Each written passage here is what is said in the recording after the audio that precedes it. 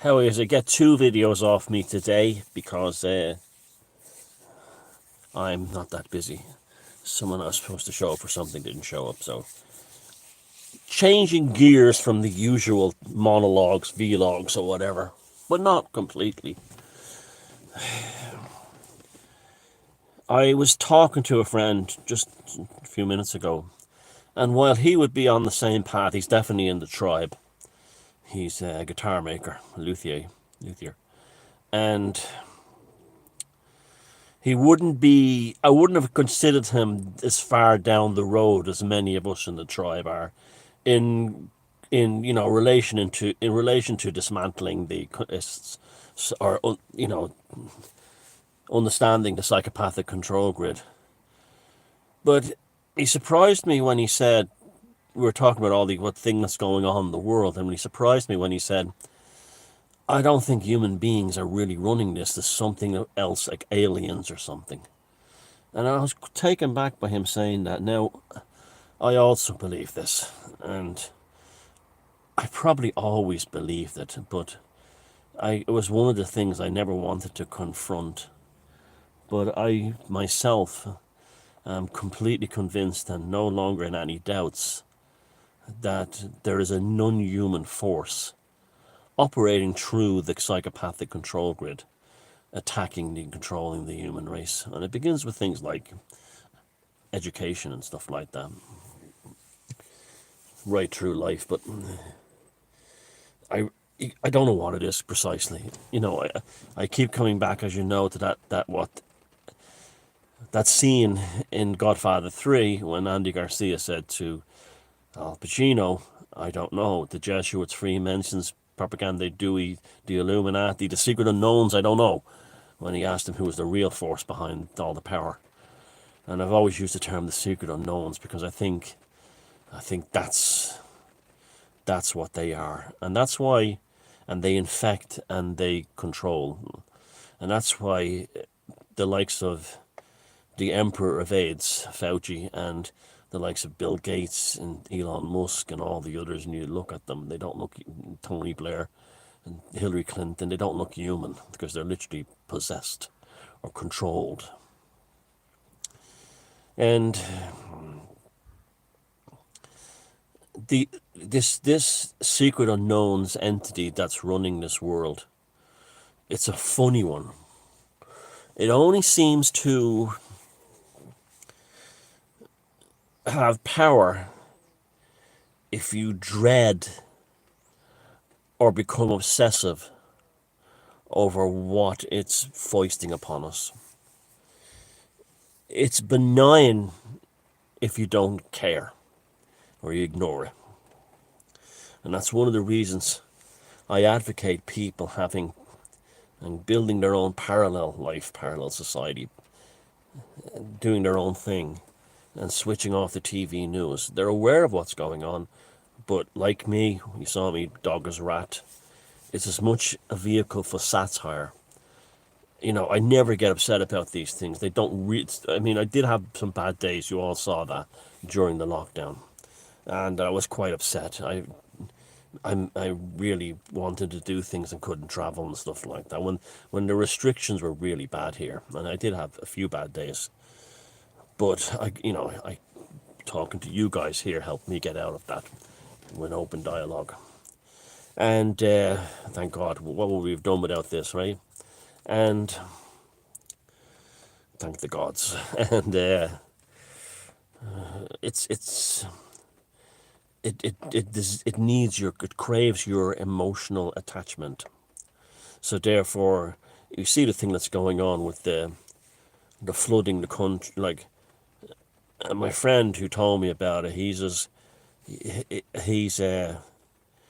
was laughing at it too. He's like he's English. He's a real Cockney, and he's got that real Cockney sense of humor, and he was laughing at it, and I was laughing at it. The posh people, but we weren't angry at it, or we weren't frightened by it, and that's what the secret unknowns want. They want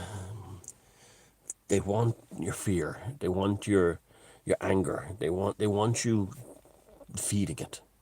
It's a sadistic parasite. But if you don't feed it, it doesn't attack you. It ignores you. And the ultimate proof of that is what happened with the needlecraft. I told everybody, wait, wait, just wait, hold out, just hold out. And a lot of people, you go back to the Rona Ronicles, there's a little wren there building a nest in the wall, a beautiful little bird. It's a very magical bird in Celtic tradition, the wren, and Irish tradition, in Irish mythology. The wren is the king of the birds. But even though he's the smallest one, you know, in Ireland, as far as I know. And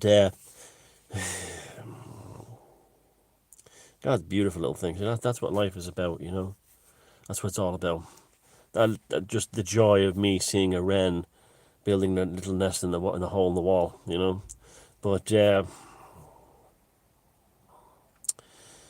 the secret unknowns will leave you alone. I'm convinced of this. If you discuss them in the way I do, with lots of humor, and not from a fear-based thing, you're safe. If you make YouTube videos saying they're coming to get you, it's the end of the world, fight them, they'll get you, they'll come for you. I really do believe that. Now, the proof of that is, like I said, that those of us, I said, wait, just wait, don't take the needlecraft, wait. Well, that's exactly what happened. April 1st being yesterday, they dropped the mandate. That was the day that literally thousands of public sector workers were to be laid off in England, tens of thousands, because they wouldn't take the needlecraft in the health service. And that was dropped. I feel sorry for the ones who, right before it was dropped, who bottled it and in order to keep their job and took the needlecraft. I feel desperately sorry for them. But the fact is, there's a tremendous power in this refusal. This thing is only interested in you as long as you're somehow attached to it. Either you hate it, you fear it, or you protect it. And it will eat you alive. It eats the ones who defend orthodoxy, like the current liberals and stuff like that. It eats them up as well, because look, they've all taken the needlecraft, and we know what's happening there. Now, what is it? I mean, it could be beyond our comprehension. It could be a gas. It could be a plasma. It could be an energy stream. It could be dark matter. We don't know. I don't know what the secret unknowns is. And yes, there's always been a traditional thing to zoomorphize or anamorphize it. So, you know, you see like the demons in the Goetia, how they look like animal-human hybrids. And you had like the Nagas in India, snake people, and you had like David Icke and his reptilians, and you had the Archons, and all those things are used. But to me, I think they're just helpful guides. It's beyond that, even further. And you're left alone if you don't try to overthrow it or you ignore it. You laugh at it. Laughing. This is why the Buddhists have the laughing at demons thing. There's a great power in satire. And there's great power, bardic power. There's a great power in that to protect yourself from it, to cut off the feeding stream to it. The secret unknowns want your terror and fear and paranoia. That's why I don't do doom. I'm not going to be one of the people or be encouraging you guys to go down that path. It's one thing to be cautious. It's another thing to be doom. Okay, the two different things. When you cross the road, you're cautious. You look at the traffic, but you don't cross the road going, "Oh my God, I'm going to get hit! I'm going to get hit!" That's what they want. That feeds the secret unknowns. So, if you go back to the time when the governments are really pushing the needlecraft thing, like a year ago, there was loads of comments on my videos left. Say what you want, Thomas, but they're going to get every last one of us. Say what you want, Thomas, but you're not going to be able to go to the supermarket. So you're wrong, Thomas, you're going to get... And I was like, no, just hold out. You won't be able to buy groceries without a Vax Pass.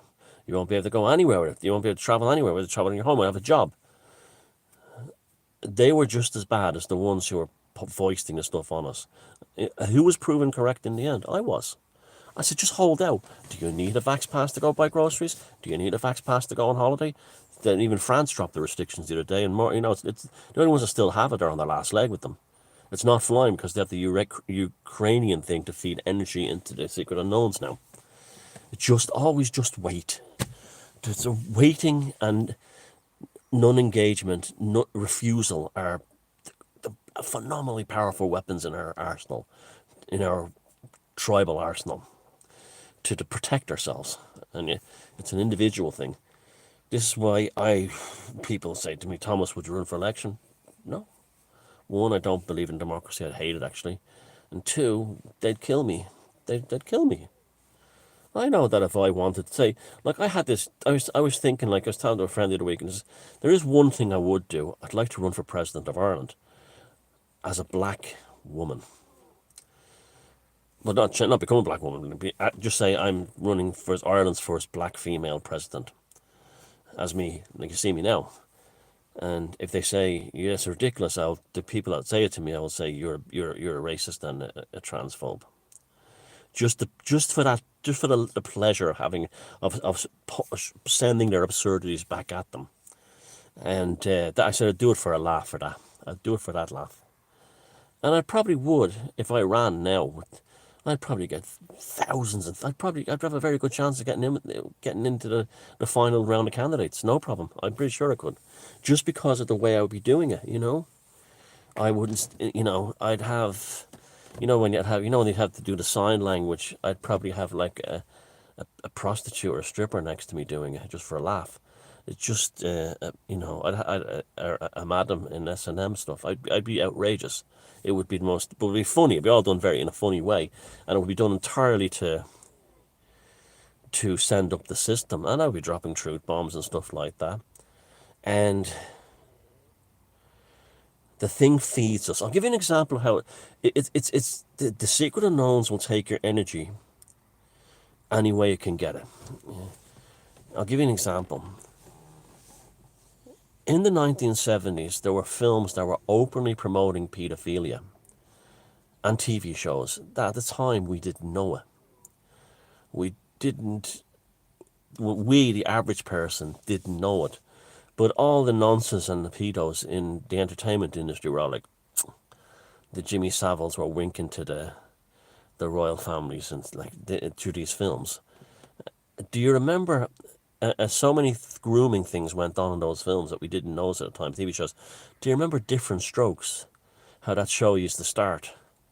The backstory being that there was a rich white guy who had I think it was his housekeeper was a black lady, and she died, and he adopted her two children from Harlem to raise them, and that was supposed to be like an interracial loving thing. And the kid who played the two young actors who played the Willis and I can't remember the other kid's name, but they were very good actors, very, very funny. But how they were funny kids. But you remember how that show started? He would pull up to Harlem in his limo in the back seat, and he'd open the back door and go to the two kids. And that's like pedo grooming, classic pedo grooming. The rich guy going into the poor neighborhood and waving the bag of sweets. Do you remember Chitty Chitty Bang Bang, the child catcher? Now you know why that really traumatized us as kids.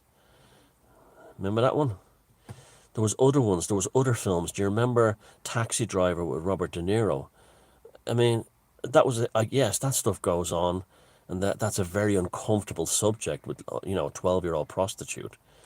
But it was done. Remember, it wasn't done as a morality play. It was done as like, this is just how things are, but the worst one of all, if you want really uncomfortable viewing with your eyes now, and this is an example of it. I'll get to why I said. Watch the movie Bugsy Malone. Now, when we were kids watching Bugsy Malone, all we saw was little kids playing gangsters. They'd shoot each other with custard guns and stuff. And some of the Ralph Macchio, I think, was in that. Not Ralph Macchio. Your man that was in, he's an Italian American actor, was in loads of comedy sitcoms. He was in that as a kid. and the kids were fantastic. But I think it was Jodie Foster's a little girl played like the whore in it, the mobster's girl, and she was like 9 or something, and she's coming down the steps all dressed up. My name is Lolita. I'll live till I die, and it's like, and all the little kid gangsters all like this, pulling their shirt, and you look at that now, and you say, how the fuck? That's openly pedophilic. That's openly pushing that agenda.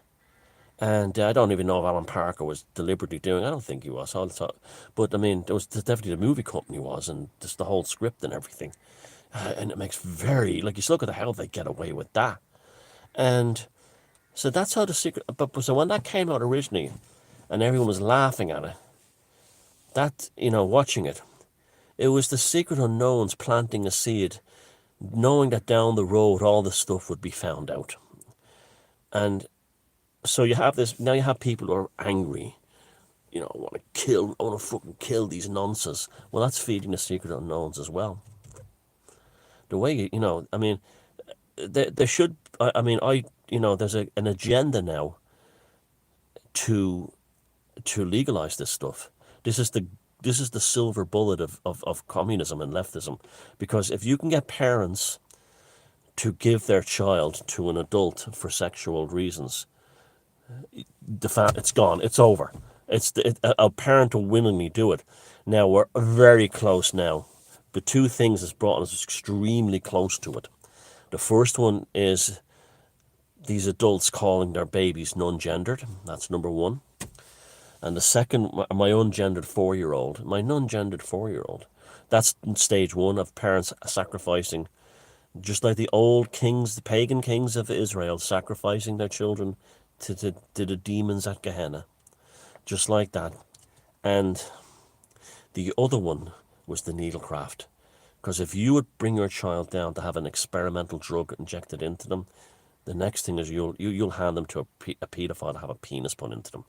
That's the next stage. And the proof that this is really going down at the moment is what's happening in Florida. Florida is trying to protect their kids. So Florida seems like quite an advanced state in many ways. They're not playing along with the agenda. But you have all these purple-haired troglodytes who are like, let's boycott Florida. Why? Because they won't teach kids about anal sex and make them change genders. Okay, and what's the problem with that?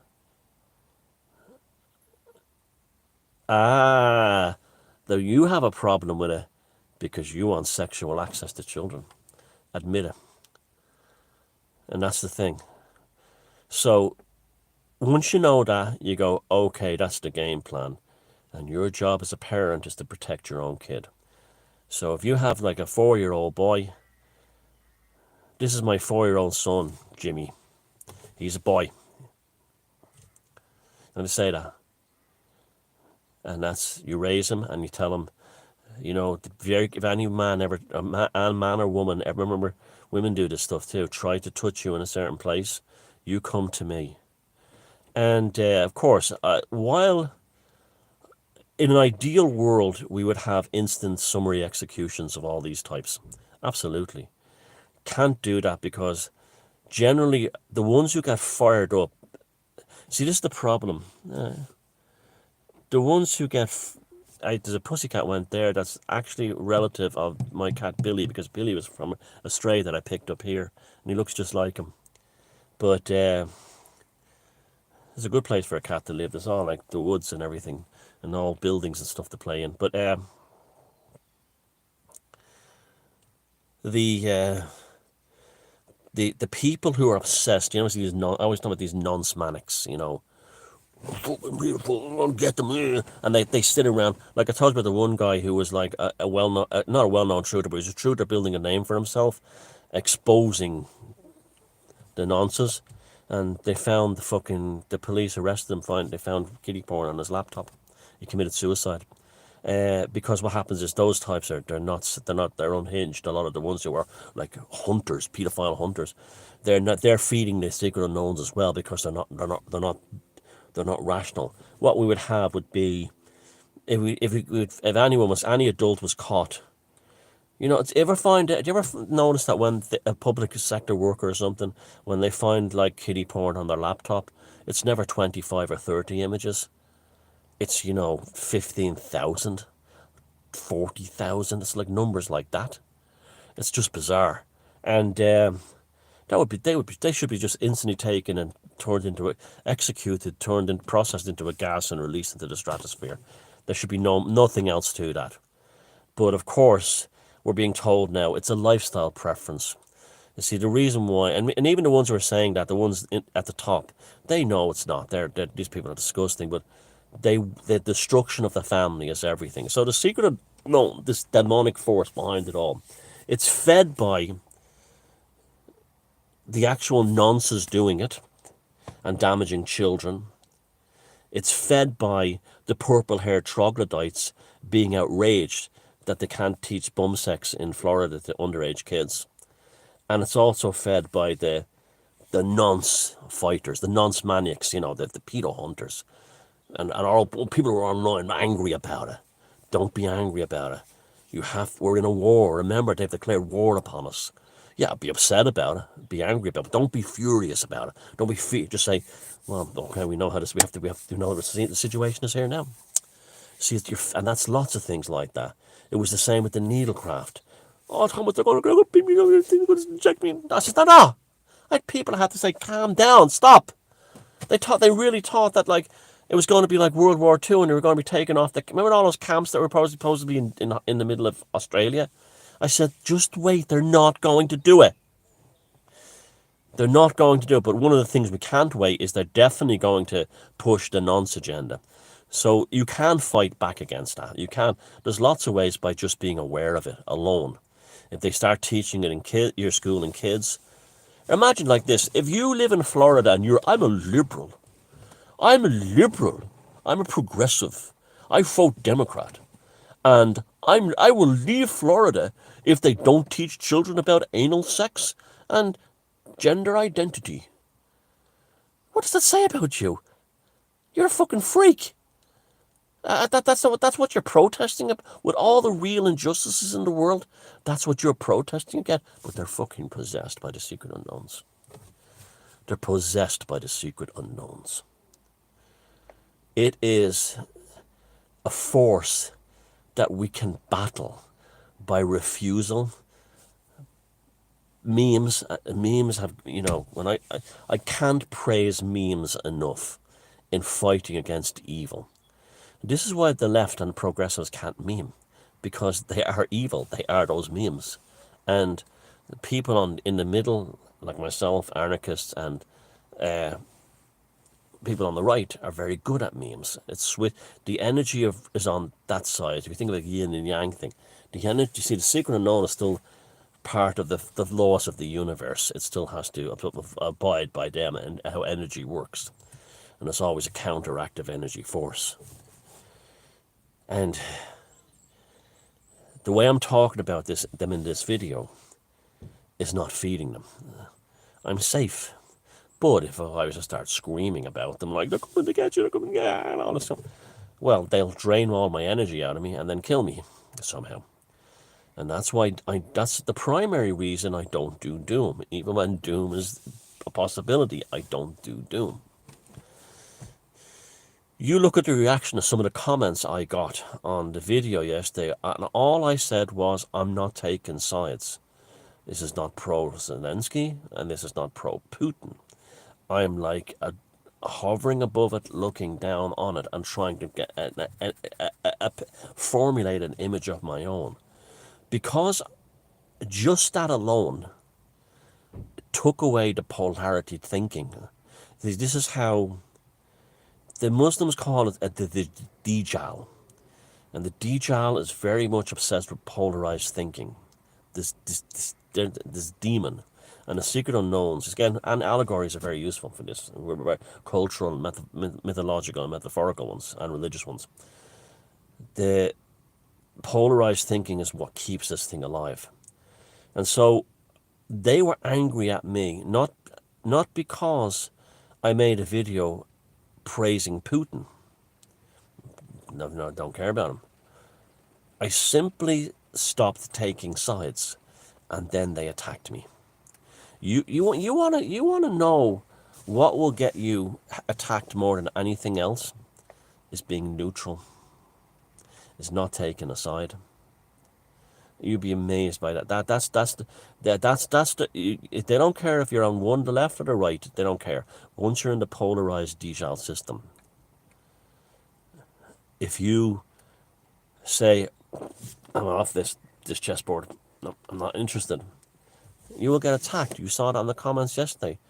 They were like, "How dare you take away my hatred of Putin from me? Or how dare you make me question my hatred of Putin? And why I'm driven by it, and why I hate Russians who never did me any harm. How dare you remove that from me?" And that's the polarized system, left, right, black, white. You know, don't get caught. And there's some fucking idiot the other day saying one of them, "What the hell is wrong with racism?" And I says, "Yeah, try to be on the end of it, and you'll see how it's wrong it is. Doesn't matter, it doesn't matter what race you are, what ethnicity you are. Race is being picked on because of your something you can't control, what you're born into, is a nasty thing to do. And that's I took away his polarization from him. You know, even your man, wake up, wow, people. He used to be on Howard Stern. I forget his name. Daniel Carver from the KKK. He used to even refer to some black people as being good. So even the ones who are racist are not like that. Are not completely full of hate towards the other side. So it doesn't really exist. So it's just bizarre. It doesn't really exist. But I do that good. Wake up, wow, people. See, uh, that was amazing radio when he was on. I mean, that's when Howard Stern was brilliant. And when he was on K Rock in New York, and he was just constantly pushing the boundaries, but some tremendous satire coming out of it. And he gave, even though he was Jewish, he gave a platform to Daniel Carver, and Daniel Carver came on the air, and people were like, "Jesus, he really is, what you think a Klansman is." But you also saw another side to him that even Howard Stern recognized that, where he saw him as kind of like a frightened little man. And that's where the Secret Unknowns get most of their power from. Their energy force is frightened little men. Hysterical women and frightened little men. And that's what the last 2 years was. A grown man, hiding behind the sofa. See, "Oh no, the infection rate, 25 people more died today. I'm going to die." This kind of thing, watching the news with mask and fucking this whole thing. Was feeding the Secret Unknowns like you would not believe. And you have a situation now, another one on the road to parents handing their kids over to nonces, would be like kids coming, instead of fathers saying to their children, "Listen, we're hearing a lot, kids, you're hearing a lot about this COVID thing, but you're hearing a lot about it. It's okay. Me and your mother will protect you. You're safe. It's going to be okay. Everything's fine." There was so little of that. The majority of fathers were going, "Daddy, are we all going to die? We are going to die. We really are." That's what the father was reacting. We are. Yes, kids, we're all going to die. The man in the news says so. That's what it was like. And the hysterical women. And they were feeding this Secret Unknown system, this Djal system, this Jinn system, this dark fairy system, this Archon, this fucking whatever, demons, whatever it is, this miasma. Now, long way around, they're creating an enormous distraction. And I can't believe I've been coming to this conclusion.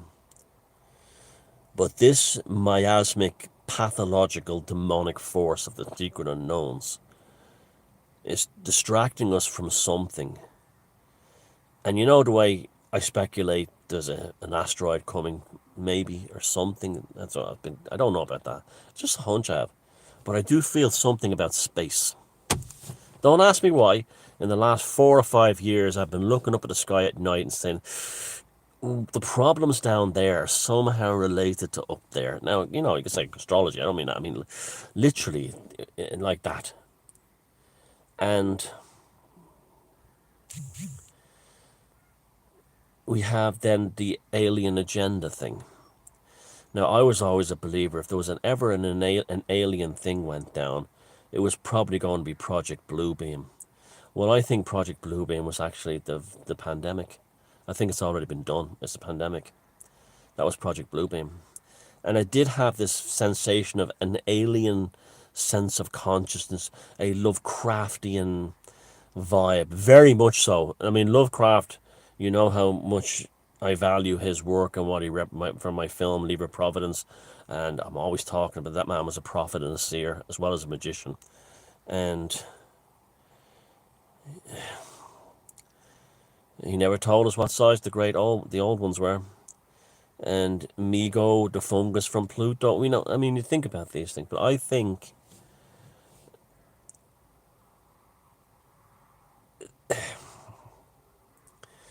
there's something to do with the alien agenda. And I'm really starting to see and starting to get, finally, people in the disclosure scene. Now, not the ones who think that the Space Brothers are coming and all this stuff and think that every light in the sky is a spaceship. But I think I think it's more than that. I mean, I saw a video today, and it's the first of many, but this one is really convincing. I think it was the 22nd of February this year. Someone found on one of the Curiosity rover photographs from Mars, it's absolutely a machined piece of an object that's been machined. It has not been created by nature. It's an actual piece of machined something. It's been created by an intelligence force and it's on the surface of Mars. And that's just one of many things. It's I don't never while I don't believe that this nonsense that the hippies used to say, and the traditional UFO crowd would say things like, the aliens haven't arrived because we haven't learned to have universal peace. That's all blue brain stuff. I've never believed any of that stuff. But there seems to be the secret unknown force on this planet seems to be almost preventing us from wanting to know for real. They drop hints, they make us worry about it, they give us movies to get emotional about it, that there's something else going on and it's up there. And I don't know. You see, this is the thing. I don't sit here saying, I have the answers to everything. I'm a regular Irish fella. I really am. I'm just a typical Irish chap. But I'm good at picking up clues and gluing them together. I've had, from the time I was a child, very good social and cultural and behavioral observational skills that allowed me to look at the world and go, oh, okay. Because I looked at it with a clarity from my childhood. I mean, my mother's going to be angry at me for saying this, but it really did happen. And I know it happened. She was talking to my aunt one day when we were living in Ballymun, and I distinctly heard her saying to my aunt, and this, I'm not lying, she says, there's something not right with Thomas. And she goes, what do you mean? And she goes, all he does is read books. Now, God love her, that was the only word she knew, was to be in normal society, but she actually said that. He's in his room, all he does is read books. And that's all I did as a child, basically. I had friends and had girlfriends and everything like that, but that's basically what I was. I was constantly reading. And I think because I was addicted to reading, and not just books, I was addicted to, and novels and factual books. And I love astronomy books and stuff like that. I love comics. I used to, and this is when comics were comics. Like I loved American, and it was hard to get American comics in Ireland at that time. And I loved the Warren comics, creepy and eerie, and I loved any American comic. I didn't really like British comics until Action in 2000 AD came out, which gave us Judge Dredd. But I didn't.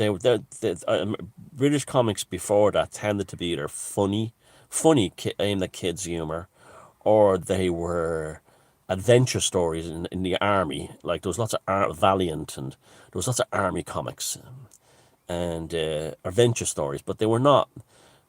They didn't really have maturity until Action, which was ironically banned after a few episodes. It lost its trading license or something because it was considered too violent. But it just had gritty, interesting stories. There was one called Kids Rule OK, and it's about teenagers in a state of anarchy had taken over the UK, and it was just fucking brilliant. And there was ones that, there was other ones like about spaceships going to the future to hunt dinosaurs to bring the meat back, and lots of these things, and Judge Dredd, of course, and that's what really made 2000 AD fly. And there was cash-in stories, like there was one in Action called Hookjaw about a shark, and that was obviously a cash-in on the whole Jaws shark craze.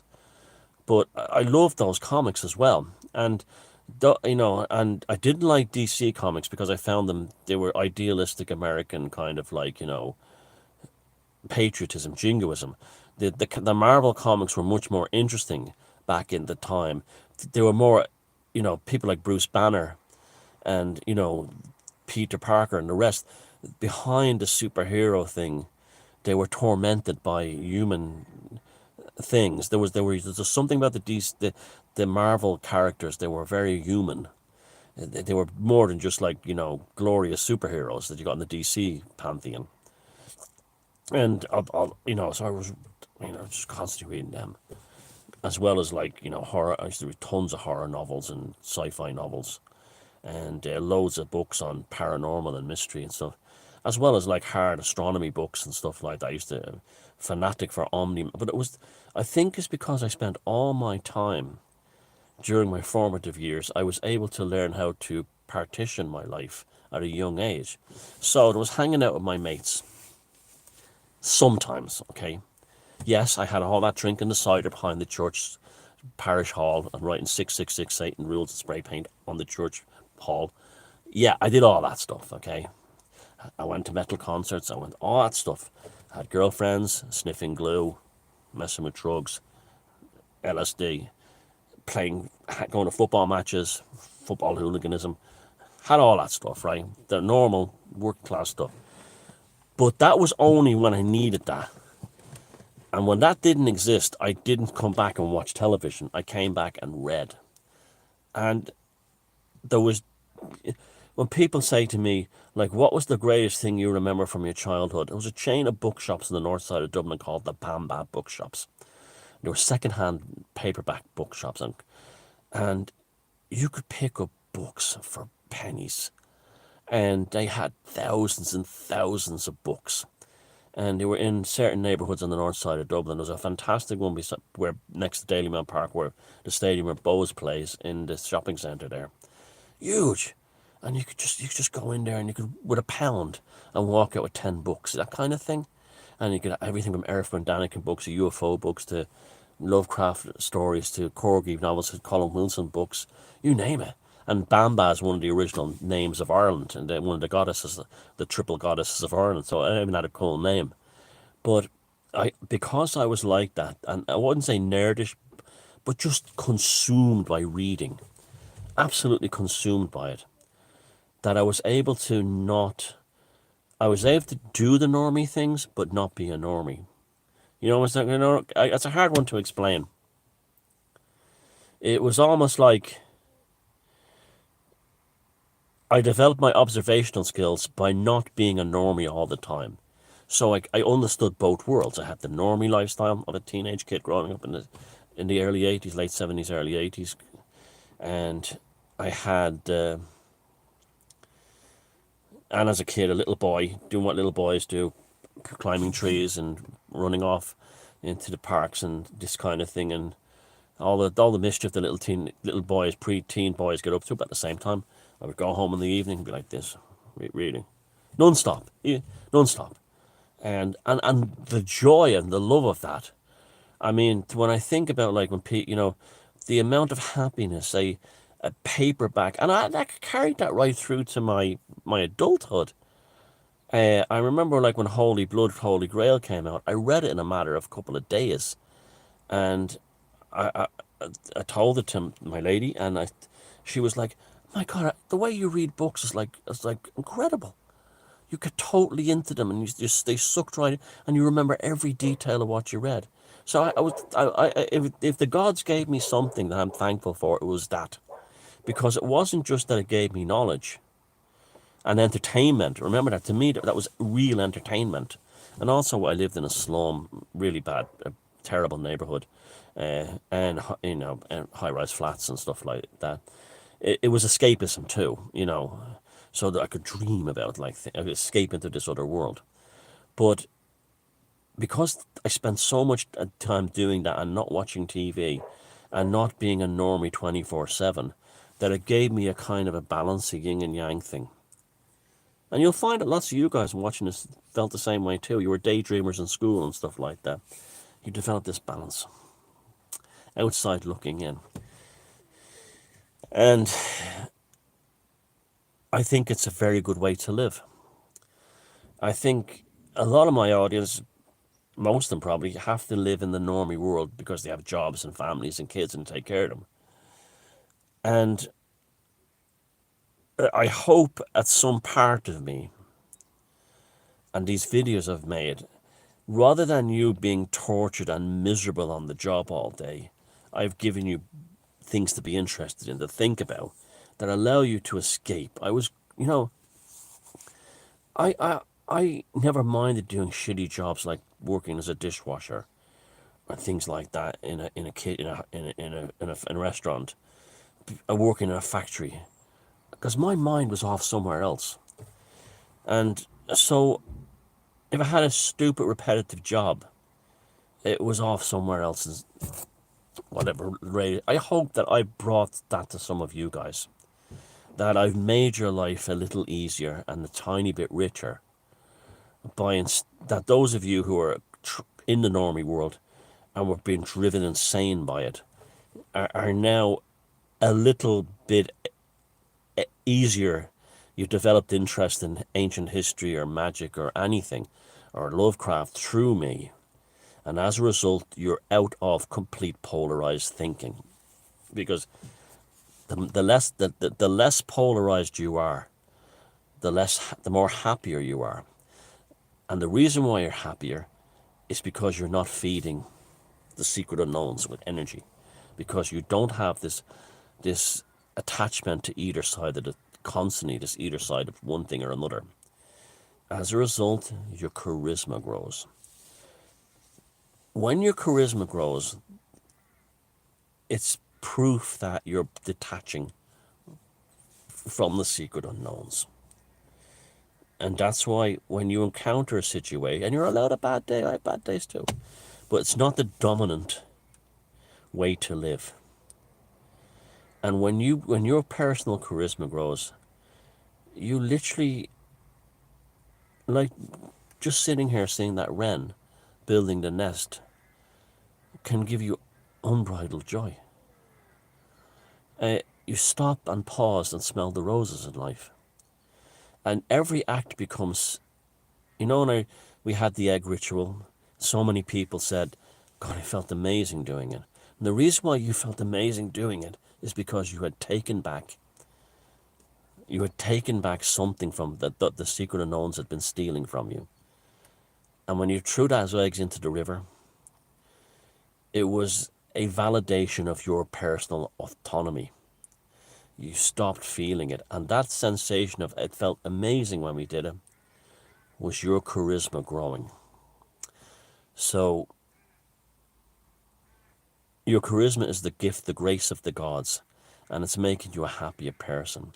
So, yes, in closing, I believe that beyond the psychopathic control grid, beyond the, the Faucis and the Gates and the Klaus Schwabs, there is a pathological, non-material force that controls them to control us. There is also something going on with space. That there's something to the alien thing. I don't know what it is, and it's just like I don't know what this miasmic force of the secret unknowns actually is. But I do know that the more I think about space and what's up there having some relationship to what's down here, the more I feel like my noetic intuitions are saying, Thomas, you're on to something here. Keep watching. Keep thinking about that. There's something to it.